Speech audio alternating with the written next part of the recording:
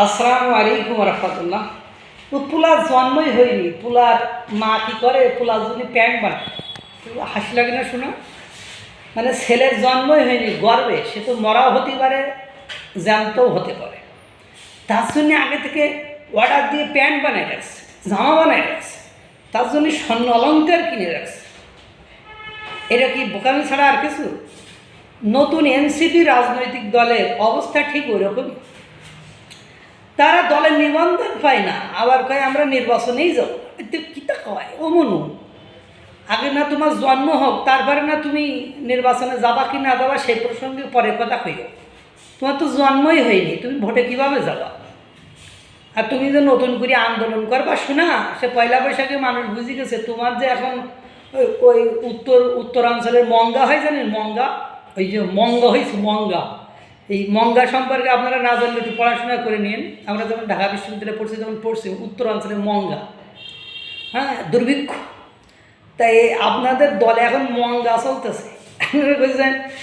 এখন ওনারা ওদের দলে নিবন্ধন করতেছে শর্ত, সেই শর্ত এই আত্মপ্রকাশের 2 মাস চলে গিয়েছে, কিন্তু সত্য পূরণের ধারে কাছেও যেতে পারিনি। এখন জামাই বাবারা, হ্যাঁ, মানে ওই যে জামাই বাবারা সরকারের সামর্থ্য মানে মানে সমর্থন নিয়ে মনে হয় একটু কোনো কিছু করতে চেয়েছিল, সে আশায়ও গুড়ে বালি হয়ে যাচ্ছে। এখন তারা কী কয় যে 90 দিন তাদের নিবন্ধনের সত্য পূরণের সময় দিতে হবে, কিন্তু ইসি কি বলছে, যে ইসি বলছে আর একদিনও সময় দেওয়া যাবে না। প্রধান উপদেষ্টা ডিসেম্বরকে ডেডলাইন ঘোষণা করে যে আমাদের নির্বাচনের প্রক্রিয়া করতে বলেছে, আমরা সেই অনুযায়ী আগাবো। 20 এপ্রিলের পরে আর সময় দেওয়া হবে না, বা এর মধ্যে করতে হবে। আল্লাহ, মানে যেই জামাই তোমার বিপক্ষে একটু কথা কইছে সেই জামাই খারাপ হয়ে গেল, সেই জামাই শালার পাঠা জামাই, এরকম হয়ে গেছে বিষয়টা। মানে ইসিরে সেই বলে ইসিরে এখন সংস্কার করতে হবে, নেওয়া খেলা। ও দলের নিবন্ধন বা দলের সত্য পূরণ করে নিবন্ধন করবে সেই যোগ্যতা ওর নেই। এখন চাইছে সময়, যখন ইসি বলছে সময় দেবে না, তখন ওরা কিন্তু যে ইসিরই সংস্কার করতে হবে, নাহলে ওরা নির্বাচন বয়কট করলো। আরে ভাই, তোর তো নিবন্ধনই নেই, তুই নির্বাচন করলেও কি আর না করলেও কি যায় আসে লোকে? তুই না করলেও তো অন্য লোকে করবে।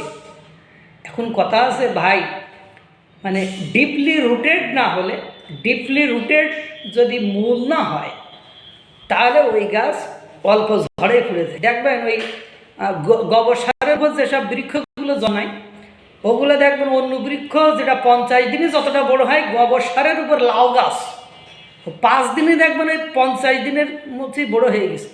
কিন্তু লাউ গাছ কিন্তু বেয়ে বেয়ে নিচে নিচে বেড়ায়, ওর উপরে উঠতে পারে না। আর অন্যান্য যে বৃক্ষগুলো যে এই গাছের উপর জন্মায়, সে দেখবেন মানে ফুয়েও মানে চিঠিয়ে শুয়ে পড়ে, তার ওঠে না। তা আপনাদের অবস্থা ঠিক ওরকমই। আপনাদের ডাকে রাজুতে আয় বললে আর কেউ আহে না। আপনারা এই মানে মানে মার্চ ফার অমুক বললে আপনাদের ডাকে আর আসেন না। এখন আপনারা নির্বাচন বয়কট করবেন না সংস্কারের মূলাজে ঝুলাই রাখছেন? কী সংস্কার করছেন? সংস্কারের নামে তো অপসংস্কার চালু করেছেন। আজকেও শুনলাম সমন্বয়ক করেছে কিডন্যাপ করে 10 কোটি টাকা মুক্তি পৌঁছায় আপনাদের দলের লোকজন। আপনাদের দলের লোক নাকি মানে রিসোর্ট কিনতেছে, আপনাদের দলের লোকজন নাকি আপনার 1 কোটির নিচে মানে তদবির করে না। এই হান্নান মাসুদ যে কয়ে আমার বাপ 10,000 টাকা বেতন পায়, 10,000 টাকা আয় করে, আমাকে সংসার চলে না, এ হান্নান মাসুদ প্রাইডুতে করে ঘরে, সে শোডাউন করে, এ শোডাউন করে। এ সার্জিস আলম, তার বাপের কিছু নাই, 3,000 টাকা পকেটে নেয়, সে নিজের মুখে বলে। আবার সে গাড়িতে হেলিকপ্টারে করে যায়, গাড়িতে শোডাউন করে। এ হাসনাত আবদুল্লার লোকে গাড়ি ঘোড়া দেয়, এ নাহিদ ইসলাম বিমানে করে আপনার বউ নিয়ে সিলেটে যেই ঠ্যাং চিকিৎসা করাই। তো এগুলো তো মানুষ বোঝে না, বোঝে ভাই। সুতরাং আপনার নির্বাচন করা না করা, আপনার নিবন্ধন হওয়া না হওয়া নিয়ে কারো মাথা নেই। আপনার রাজনীতি ফিনিশ, সেটা পয়লা বৈশাখ থেকে বোঝা গেছে। দলের আত্মপ্রকাশের পরে একটা সম্মেলনে, একটা অনুষ্ঠানে 1000 লোক যোগ করতে পারেননি। 1 লাখ দূরে থাক, 10,000 দূরে থাক, আপনার মুখে অত বড় বড় কথা আপনার মুখে মানায় না। কম্প্রোমাইজের রাজনীতি করেন, সঠিক রাজনীতি করেন, সঠিক পথে চলার চেষ্টা করেন। আপনারাও ভালো থাকবেন, দেশও ভালো থাকবে, জাতিও ভালো থাকবে। আল্লাহ তাআলা সকলকে ভালো রাখুক, সুস্থ রাখুক। আসসালামু আলাইকুম ওয়া রাহমাতুল্লাহ।